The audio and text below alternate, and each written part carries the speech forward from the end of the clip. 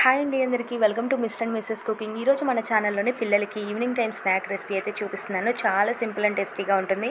అసలు స్టవ్తో పనే లేదండి. అదేనండి లేస్ చాట్ అయితే చేస్తున్నాను. దీనికోసం మీ దగ్గర అవైలబుల్లో ఉన్న ఎటువంటి చిప్స్ అయినా తీసుకోవచ్చు. ఇక్కడ నేనైతే అటుకులు అలానే లేస్ అయితే తీసుకుంటున్నాను. వీటన్నిటిని అయితే ఒక బౌల్లోకి అయితే వేసుకోవాలి. ఇలా లోతుగా ఉన్న బౌల్లో వేసుకోవటం వల్ల ఏంటంటే కలుపుకోవడానికి ఈజీగా ఉంటుంది, బయటికి చిందవు కదా, అందుకని ఇలా లోతుగా ఉన్న బౌల్ అయితే తీసుకున్నాను.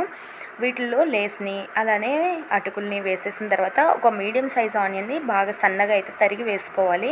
ఇలా సన్నగా తరిగి వేసుకుంటేనే ఉల్లిపాయ టేస్ట్ అనేది బాగుంటుందండి, లేదంటే అంతగా బాగోదు. ఇలా ఉల్లిపాయ మొత్తాన్ని వేసేసుకుంటున్నాను. చూస్తున్నారు కదా, ఈ మాత్రం అయితే ఆనియన్స్ని అయితే వేసుకోవాలి. ఆ తర్వాత దీంట్లోనే 1/2 టేబుల్ స్పూన్ వరకు కూరకారం అయితే వేసుకోవాలి. ఇక్కడ ఆల్రెడీ దీంట్లో ఉప్పు కారం మసాలాలు ఉంటాయి కాబట్టి మీరు వేసుకునేటప్పుడు పిల్లలకి ఇస్తున్నారు కాబట్టి చూసి వేసుకోండి. మీ ఇంట్లో తినే పిల్లలు తినే ఘాటును పట్టి వేసుకోండి. ఆ తర్వాత 1/2 చెంచా వరకు సాల్ట్ని అయితే యాడ్ చేసుకోవాలి. చూస్తున్నారు కదా, కారం కన్నా తక్కువగానే తీసుకోవాలి సాల్ట్ అనేది ఎప్పుడైనా సరే. ఆ తర్వాత దీంట్లోని 1/2 టేబుల్ స్పూన్ వరకు ధనియాల పొడిని వేసుకోవాలి. ఒక 1/2 చెంచా వరకు చాట్ మసాలాని కూడా యాడ్ చేయాలి. చాట్ మసాలా ఫ్లేవర్ అనేది చాలా బాగుంటుంది.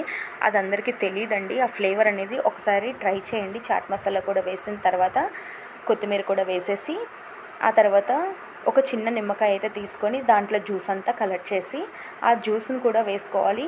దీంట్లో ఉల్లిపాయ వేస్తేనే ఎక్కువ టేస్ట్ ఉంటుందని చెప్పాను కదా. ఆ తర్వాత ఇలా నిమ్మకాయ కూడా టేస్ట్ ఉండాలండి. సరిపడ నిమ్మకాయ వేసుకోకపోతే టేస్ట్ అనేది మీకు తెలియదు. ఒకసారి బాగా కలిసేలాగా గరిటెతో కాకుండా చేత్తోనే కలపండి.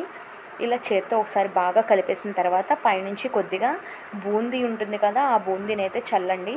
టేస్ట్ అనేది చాలా బాగుంటుంది. అక్కడక్కడ పల్లీలు తగులుతూ చాలా బాగుంటుంది. ఇలా బూందీని కూడా కలిపేసిన తర్వాత ఇంకా పిల్లలకి ఏదైనా బౌల్లో పెట్టి సర్వ్ చేయండి. ఇష్టంగా తింటారండి, మళ్ళీ మళ్ళీ అడుగుతారు చేసి పెట్టమని. అంత టేస్టీగా ఉంటుందండి ఈ చాట్ రెసిపీ అనేది. బయట మనం బండి మీద హైజీనిక్గా ఉండదు కదా, ఎలా పడితే అలా కలిపేస్తూ ఉంటారు. అదే మనం ఇంట్లో చేసి పెట్టుకుంటే తృప్తిగా ఉంటుంది కదా పిల్లలకి. తప్పకుండా ఈ రెసిపీని అయితే ట్రై చేయండి. మీ ఇంట్లో వాళ్ళందరికీ టేస్ట్ చూపించండి.